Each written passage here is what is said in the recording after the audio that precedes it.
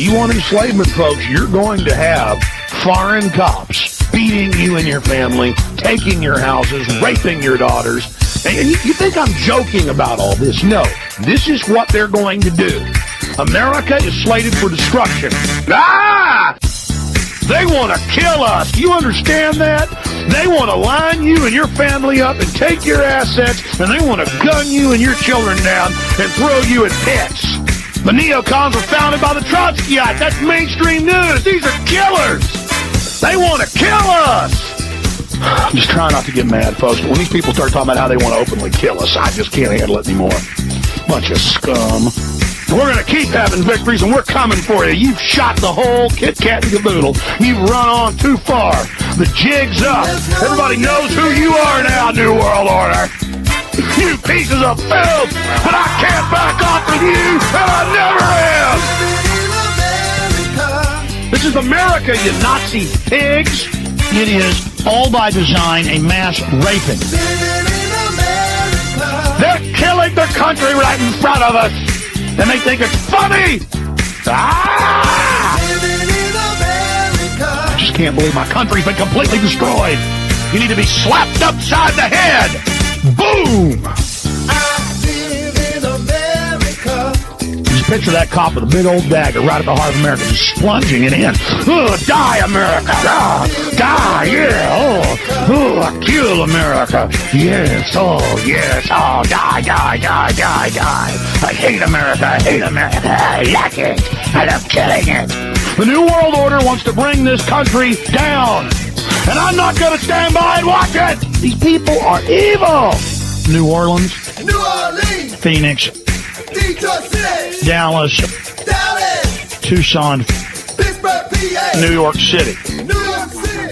Hey freaks, it's Monday, July 1st, 2019. Coming up on the program today, ghost rapings. Plus, foreskin advocates are just as annoying as vegans, masturbating with blueberry syrup, and traumatized over hash browns. All this plus your voicemails today on Distorted View Daily. Go lick some asshole butt! Push F on my Twitter sheet. Okay, I love shit, man. I love shit. Yeah, burrito number 3. I fucked my brother.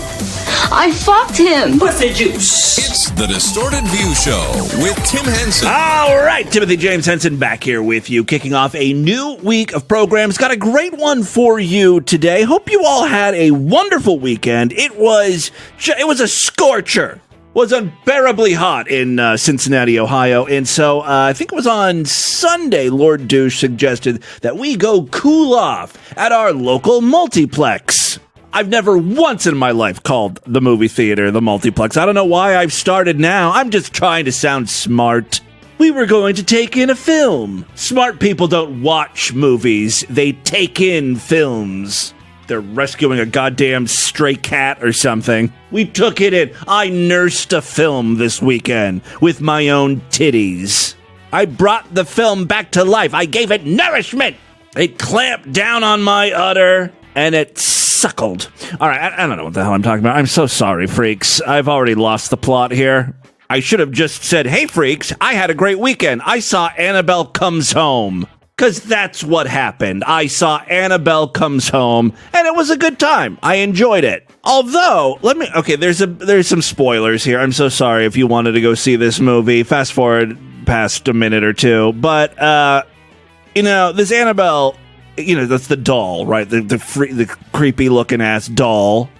This is a horror film. You would expect at least one person to die. No one does, including the babysitter's friend who totally deserved to die. Yes, she's got this backstory. She's got a dead dad. She blames herself. She just wants to communicate with him. She's the one that unleashes the evil. And usually those are the people that die in the film. They've got to be punished for their wrongdoings. This is storytelling 101. Okay, that's pretty much it for a spoiler. It's a pretty big spoiler, though. I mean, you go to the movie now, no one is in any real danger because they all end up living. I just saved you $15. Go fuck yourself. Warned you there's going to be a spoiler. All right, so if you know anything about the Annabelle series or the Conjuring series where Annabelle comes from, you know that all of these stories are real. Oh, yeah! These are all case files from Ed and Lorraine Warren, paranormal expert investigators and demonologists and clairvoyants. I don't know which one is which. I guess the woman is the clairvoyant, because you don't really see a lot of male clairvoyants. I think the problem is in the name. It just sounds very feminine. Claire. It's a female name. Claire Huxtable. Claire, that place where you get earrings. I don't know, demonologist just sounds more like a male profession. I know that's very sexist of me, but that's exactly the case here. Lorraine's the clairvoyant, Ed is the demonologist. They both hunt ghosts. They're both real people. Well, they were both real people. They're both dead now in real life. Their most famous case involves a haunting of a house in Amityville. The Amityville Horror. You may have heard of it. They made a bunch of horror films based on that one, right? Well, yesterday after I saw Annabelle Comes Home, I was wondering, I wonder if Annabelle is based on a real story too. Now, when I say real story, real to them, the Warrens. I don't believe any of this hogwash, this flimflammery. These bitches are talking bullocks. Out there arse even. To be fair, I don't know if ghosts are real. It's kind of cool to think that it is real. However, you'd think after all this time, we would have more evidence than we do. You know, whenever people present photographs of a ghost, it's always like a spot in the corner or, you know, a blurry thing in the background. And they could easily be explained away as, this was a developing error. The film was developed. There was a spot or the flash caused this thing to appear. There's just not a lot of real hard evidence where people are like, oh, that is really strange. What could that be? Oh, and to answer my own question, I got on Wikipedia, and sure enough, Annabelle is a real case that the Warrens investigated. In real life, it was a Raggedy Ann doll. Apparently, securing the rights to Raggedy Ann was particularly difficult, so they went with like some old fucking creepy-ass porcelain Victorian doll. Way better, ultimately. I mean, who's afraid of Raggedy Ann? Although on the Wikipedia entry for the Annabelle doll, it does look a little creepy. I think it's because it's so dark and there's like a sepia tone, and it is in that box that says, warning, positively do not open. Obviously, for the movies, they made Annabelle way more menacing. According to the Warrens, a student nurse was given the Raggedy Ann doll in 1968. They say the doll behaved strangely. You know, they didn't even have to add strangely. The doll behaved. That's enough to freak me the fuck out. Dolls should not behave. They're inanimate objects. You could just say, this doll has behaviors. The student nurse went to a psychic medium, and that's where the medium told the student the doll was inhabited by the spirit of a dead girl named Annabelle. The student and her roommate tried to accept and nurture the spirit-possessed doll. Why would you do that? The doll reportedly exhibited malicious and frightening behavior, though.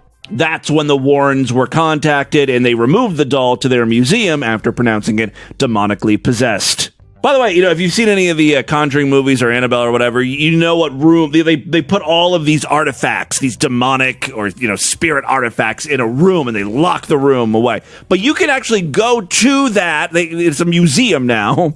You know, you pay $15. They got to keep the lights on. Demonology does not pay well. I just love that there's all these like super, super dangerous, possessed artifacts. Annabelle has to be contained in a glass box, right? And it's locked, and you're not supposed to open it. Otherwise, it'll unleash the evil.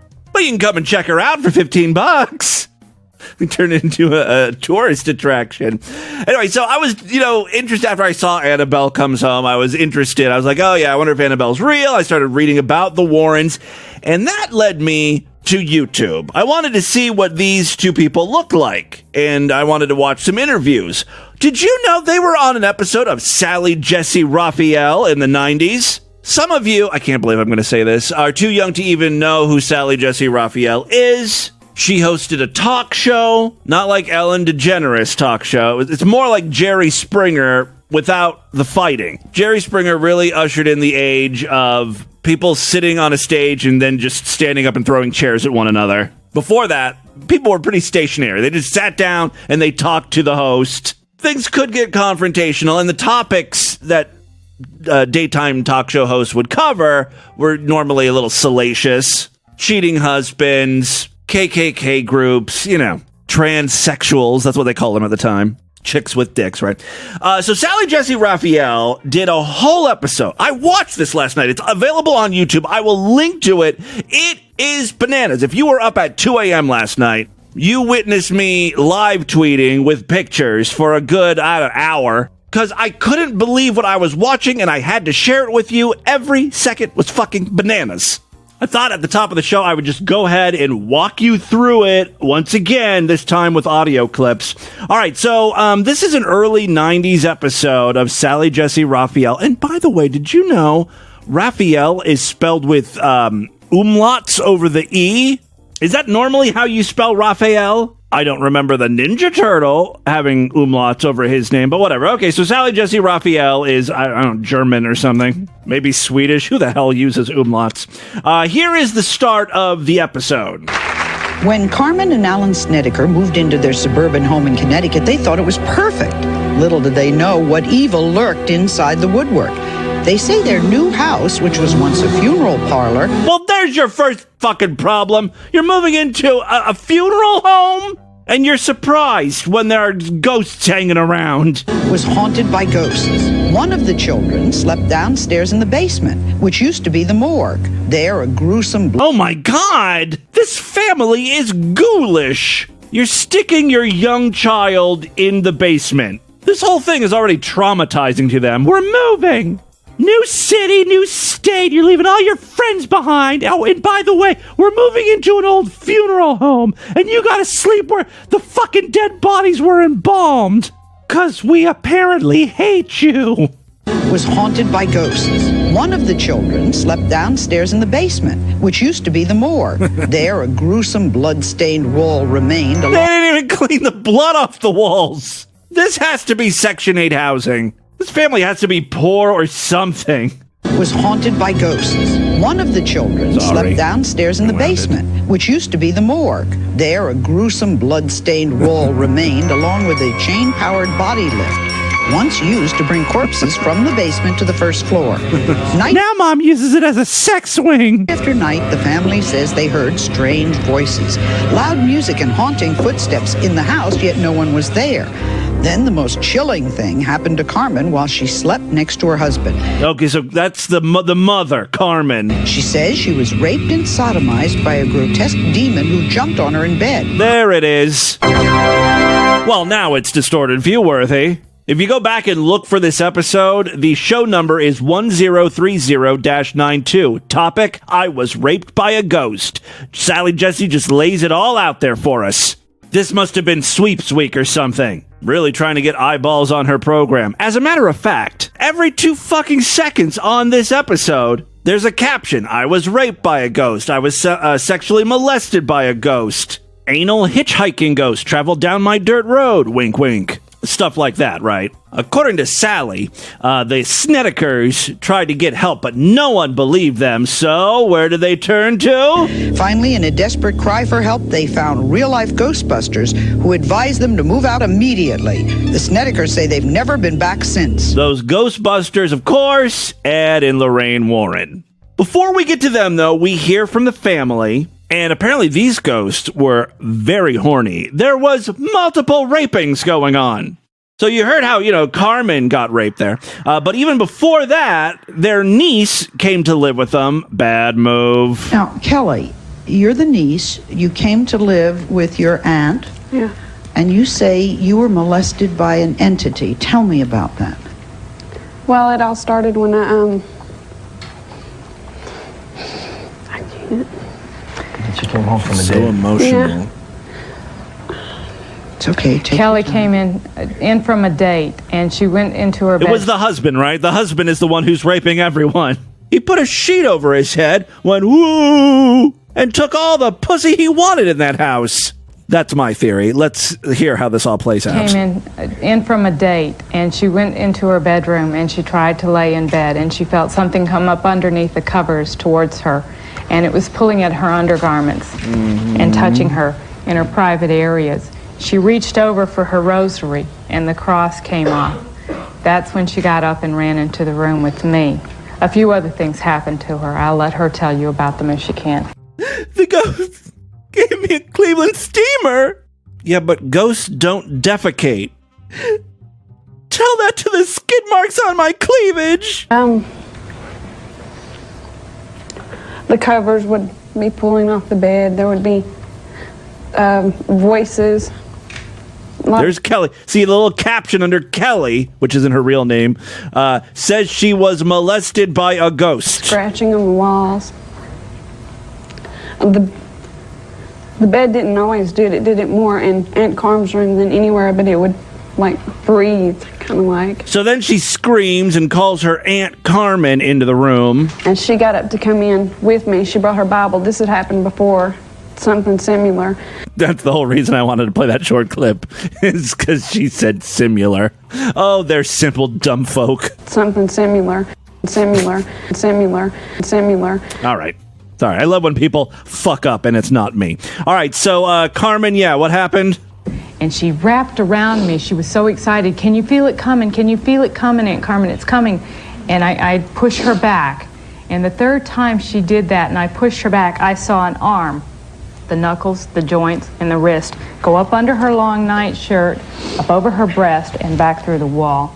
At that point, I realized something was going on. Oh, after you saw the giant monster, you were like, oh, something is not right here. Very observant, Carmen. Now, just to recap, 2 women in this house have been raped by ghosts. Let's assume for just a hot second that they're telling the truth here. This is very traumatic. Does Sally Jessy give a fuck about triggering them? No, not in the least. As a matter of fact, Sally Jessy Raphael brings out a bed, and she has the husband and wife lay down in the bed and sort of act out what happened. All right, Al, you say strange things were happening to you and Carmen at night when you were in bed. In order Al and Carmen, they're the married couple, of course. To fully understand, we want you to show us what happened.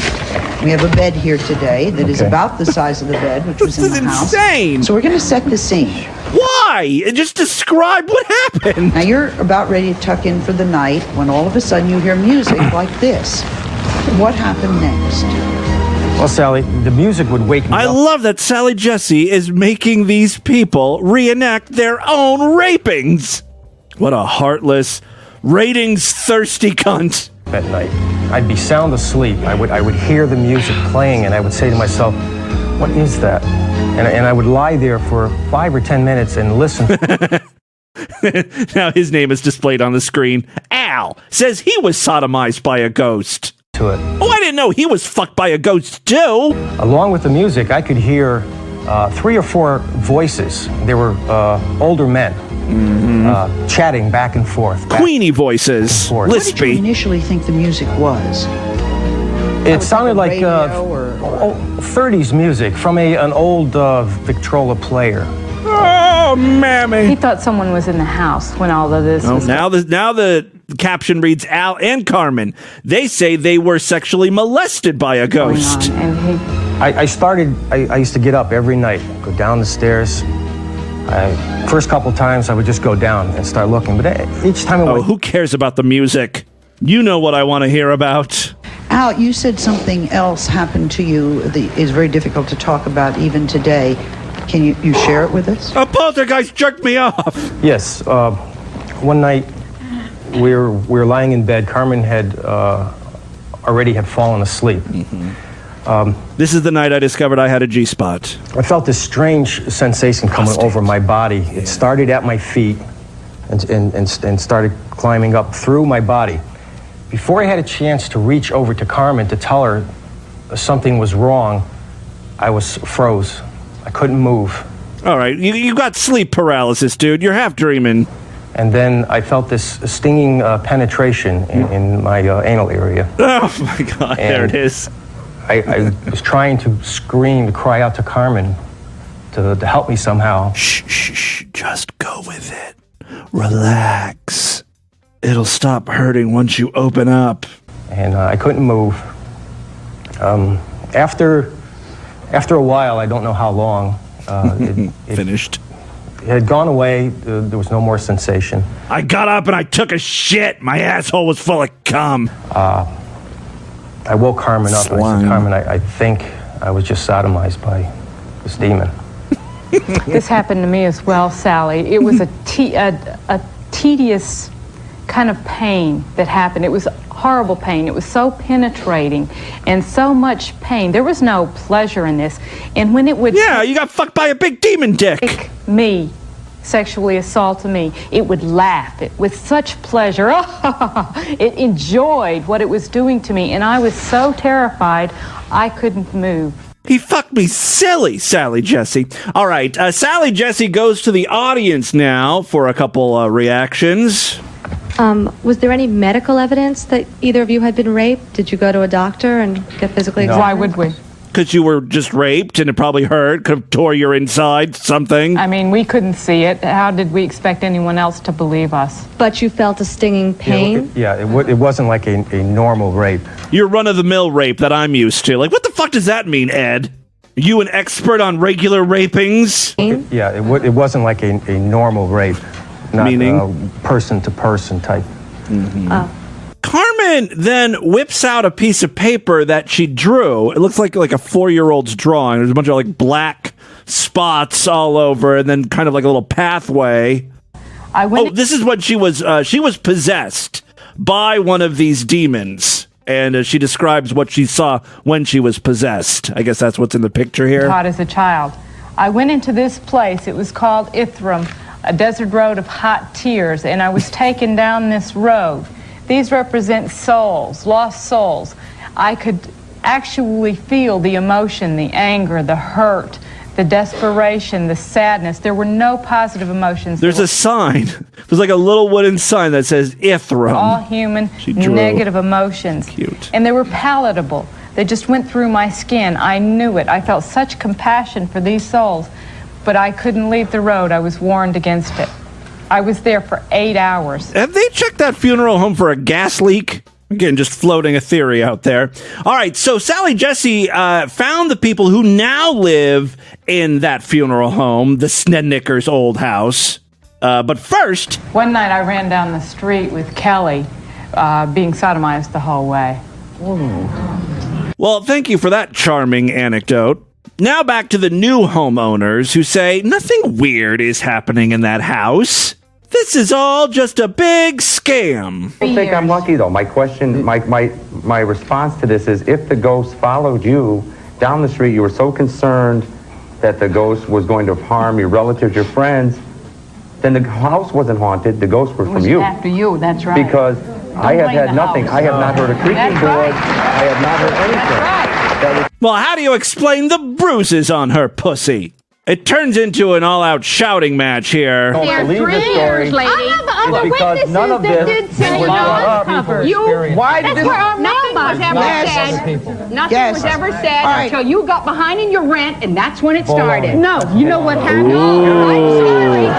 Whoa, new information. I have an attorney that will dispute that.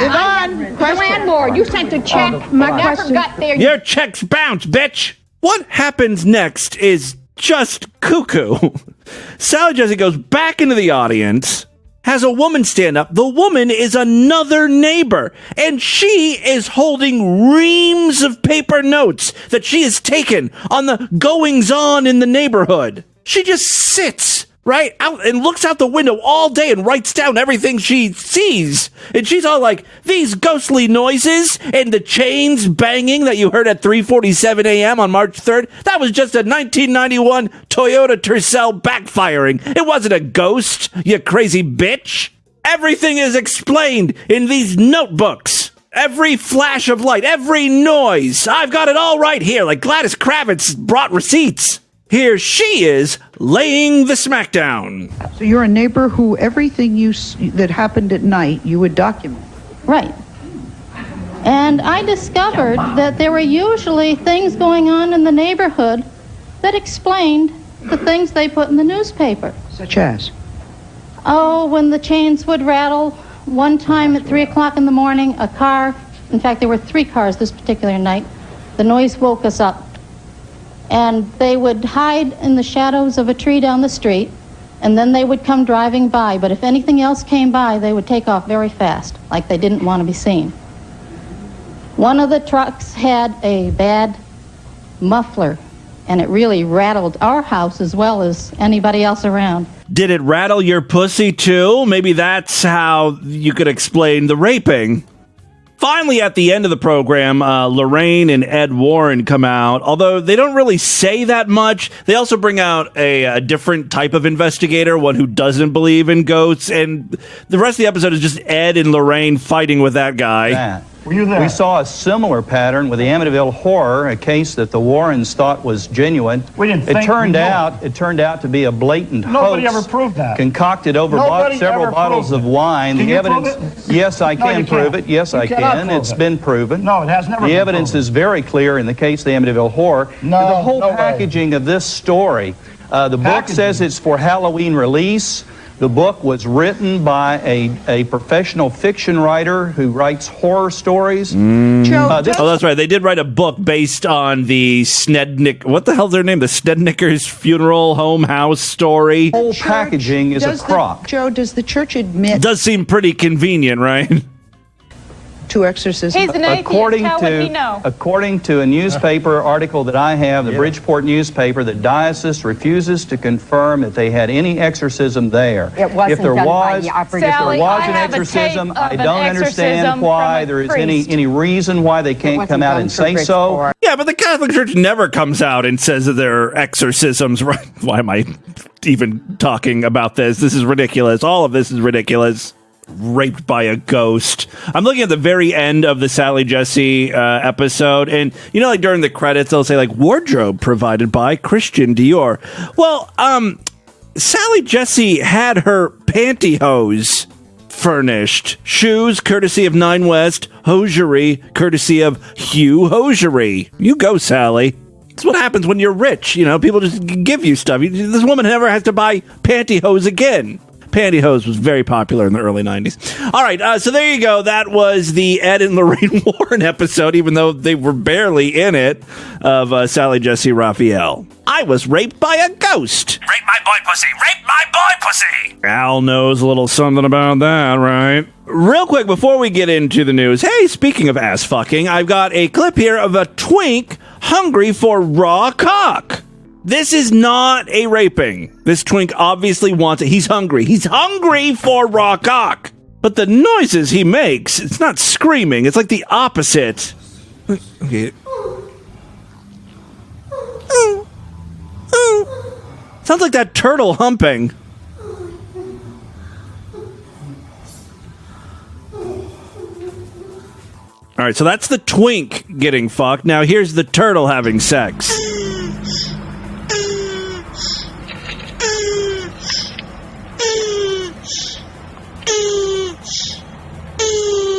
Now, back to the twink.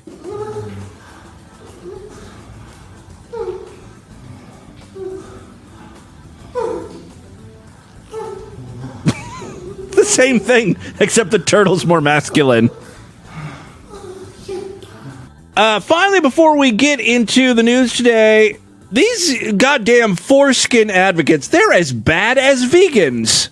Constantly in your face, in your porn now. They get on XTube or Pornhub or whatever, and, you know, they don't show anything off. They're not jerking off. This guy's just talking into his webcam about how great it is to have foreskin. Hey, everybody. Here's another video on foreskin positivity. Another one, because that's all he fucking posts. How great it is to be the owner of a whole intact penis. Like, look, dude, you're making these videos for gay guys. The decision to have foreskin or not have foreskin is usually determined by the parents, you know, of a baby. There's not much these gay guys can do now. They're probably not going to have kids, so it's not like you can warn them not to cut off the foreskin of their baby's penis because they're gay men and rarely do they procreate.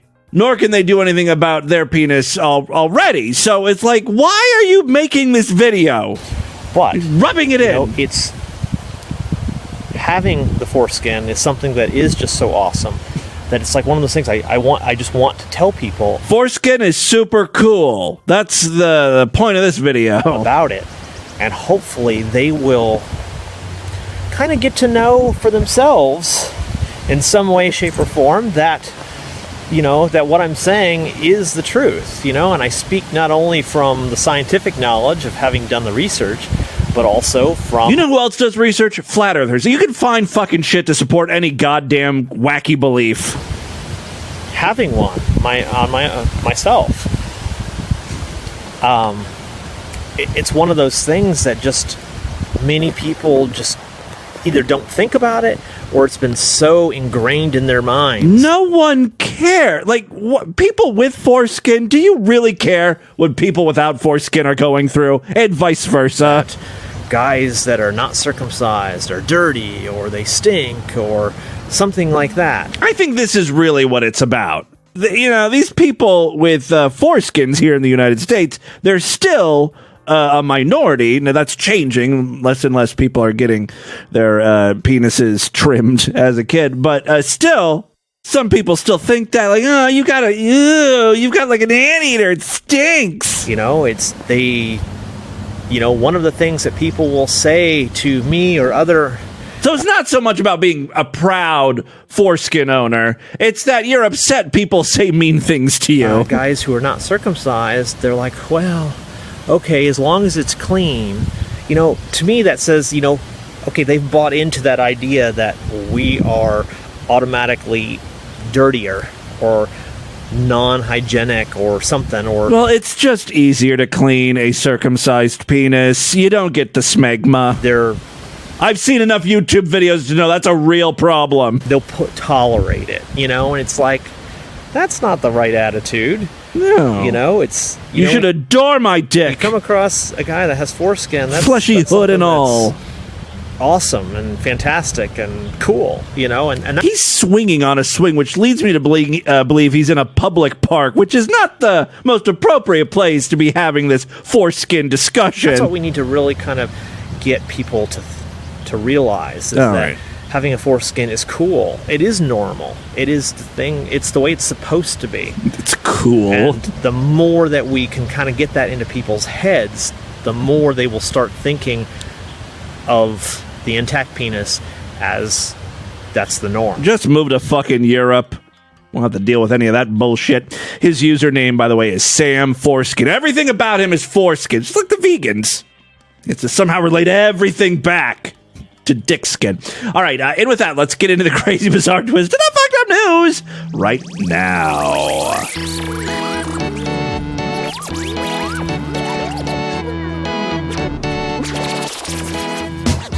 Not a member of the Distorted View Sideshow? What are you waiting for, man? Get access to thousands of shows in the archive, plus every week we do exclusive programs just for paying freaks. Normally we do that about 2 times a week, so 2 Sideshow exclusive episodes a week. Tomorrow we'll be doing one, and again on, not on Thursday, because Thursday is Independence Day, July 4th, and there will not be a show. There will be a Sideshow exclusive program on Friday, so we'll just push everything back a day. And bonus, I am not going to do a weekend show.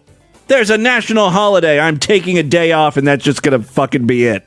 So this week, Monday and Wednesday, shows for everybody. Tuesday and Friday, shows for Sideshow freaks. If you would like to sign up, memberships are very inexpensive, only $6.99 a month, even less when you opt for a quarterly, semi-annual, yearly, or lifetime membership. Again, superfreaksideshow.com. Other ways to support the show, we do have a Patreon account, patreon.com/distortedview. Okay, 3 very quick stories now. First up, well, now, I think this is something I can actually get behind. A man in North Carolina filed a federal lawsuit against fast food chain Hardee's, claiming the restaurant violated his civil rights after giving him too few hash brown rounds in his breakfast platter.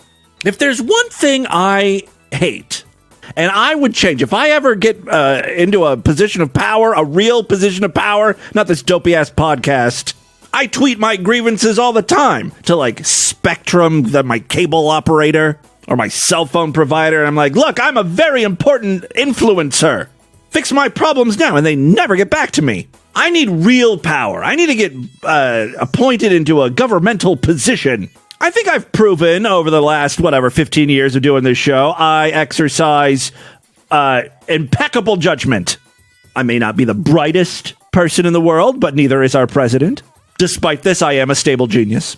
All right, what I would do if I ever get placed into office or, a member of Congress or something, I'm sure that'll happen, I would start a law, write a bill, whatever you're supposed to do to make people do things you want them to do, and make it illegal for them to not do the things you want them to do. I would work tirelessly for a law called the Standardized Portion Law.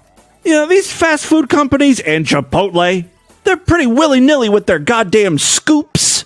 You go there expecting a nice bed of rice on your burrito bowl, and they end up only dumping a little scoop on the side, Sometimes you'll get a lot of steak, sometimes, a little bit of steak. Just have a fucking scooper that you fill to the top, and don't leave it up to the employees. Employees are idiots.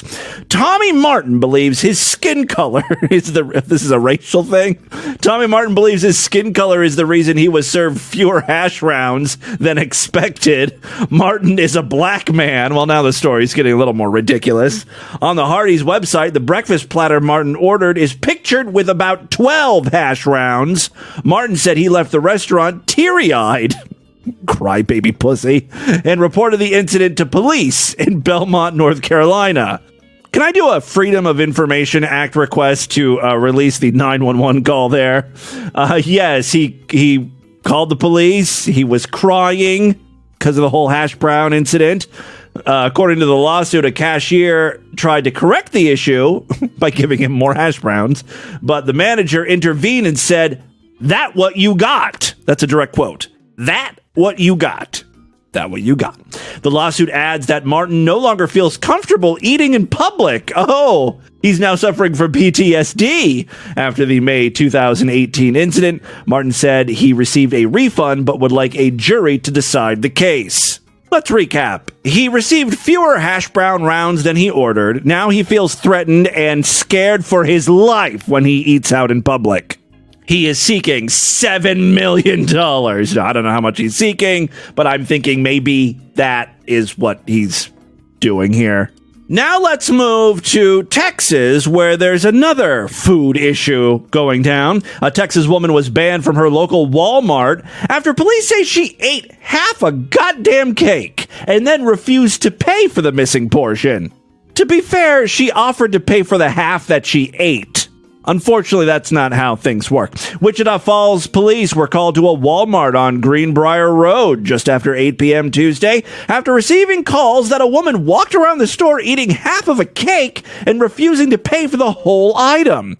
The suspect, who has not been identified, entered the bakery section of the store and proceeded to eat half of the cake while walking through the aisles. Once at the register, the woman demanded half off because she was only buying half a cake. Oh, so she was going to still buy the cake, but she's like, I shouldn't have to pay for the whole thing. There's only half a cake here. I thought she was willing to pay for the half that she ate. No, she wants to pay for the half that she has not yet ate. She wants to take the whole cake with her. Or what's left of the cake. She ultimately paid for the whole cake once police arrived and was barred from the store for theft. Ballsy move. She didn't even try to hide eating the cake. She ate while she was walking to the checkout lane. A similar incident took place at another Wichita Falls Walmart earlier this year when another woman was banned after police say she rode around the parking lot in an electric cart while drinking wine from a Pringles can. Oh yeah, I remember reading that story. One story I don't remember reading, though, was the story of the maple syrup man. This story comes from Bridgeport, Connecticut. Robert Somley, the Monroe landscaper who received notoriety for enticing a married woman to have sex with him with maple syrup and blueberry jam, and then allegedly secretly video recorded her, turned down a plea bargain on Friday and told the Superior Court judge he wants a trial. According to the original article about the incident, police said the woman was helping Somley move out of his home that he had been evicted from when Somley said he needed to take a break. After about 20 minutes, the woman went looking for him because he disappeared. She found him in the home, standing naked while watching porn on a laptop.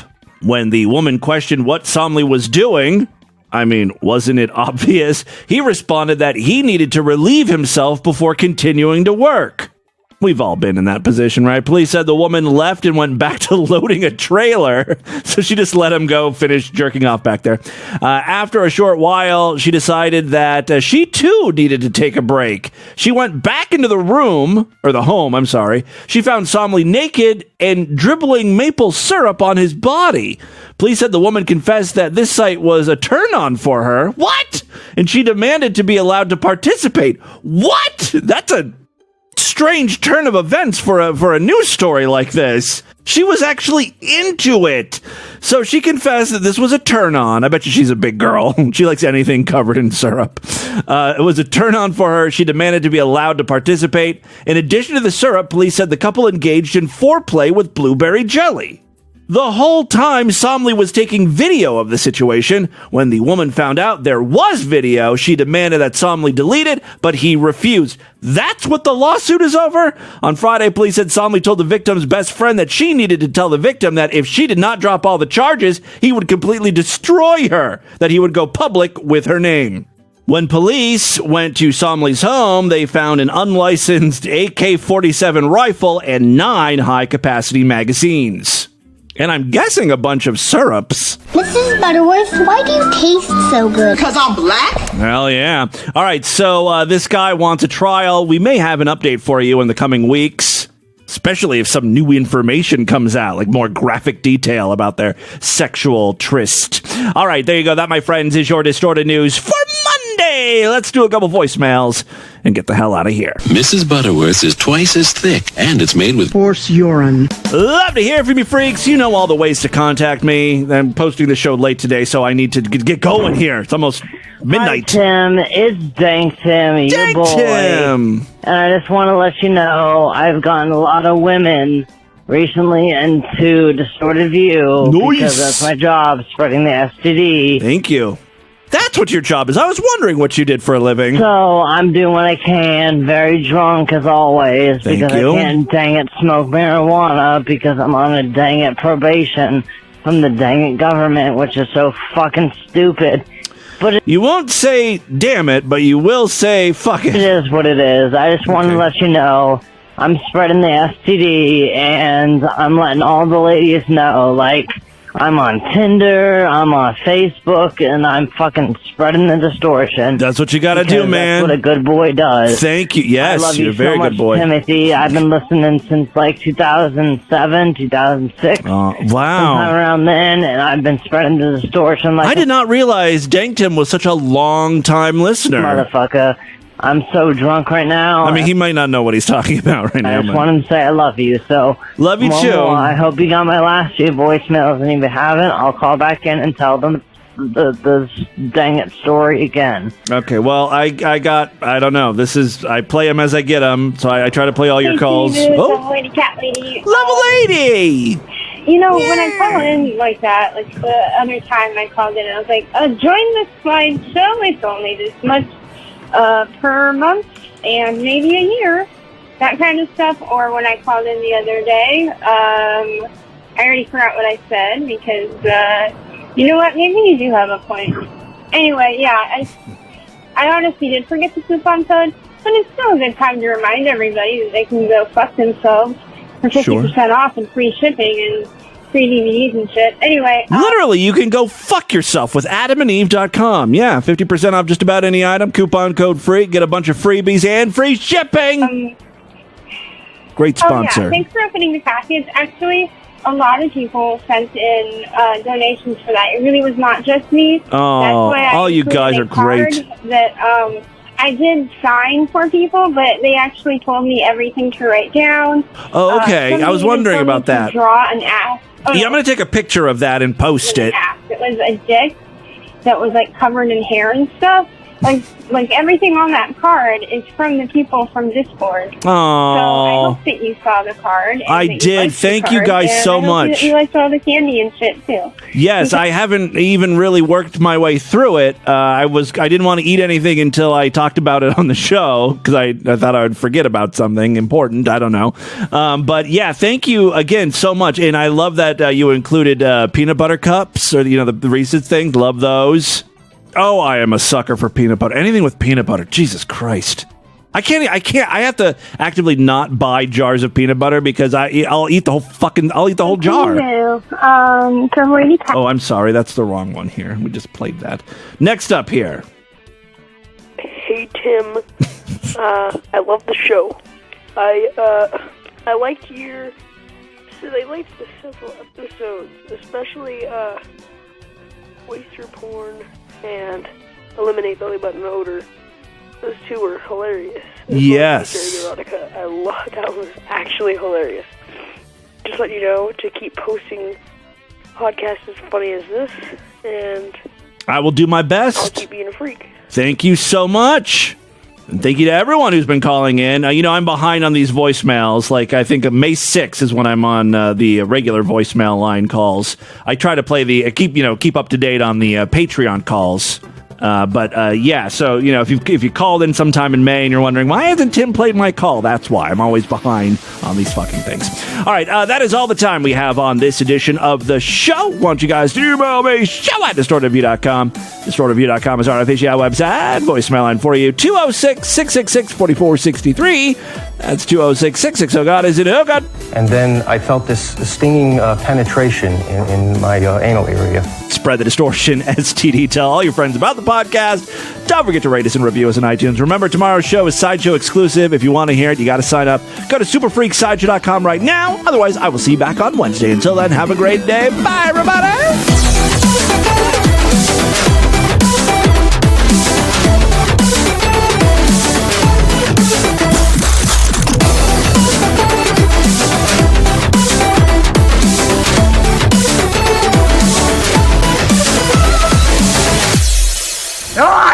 Crazy!